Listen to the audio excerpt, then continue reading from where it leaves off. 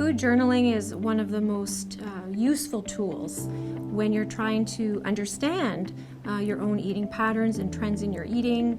It brings great awareness to your choices. It helps highlight trends in your eating you might not recognize.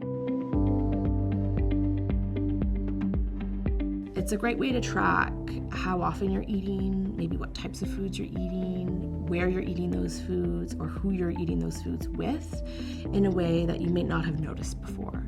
So it could be something like realizing that you're eating out a lot more, buying your lunch as opposed to bringing your lunch from home. And maybe it's certain coworkers that tend to influence you to go to restaurants that you'd really like to go to, not as often as you actually are. The single most important tool for actually discovering that relationship about yourself is by keeping a food journal.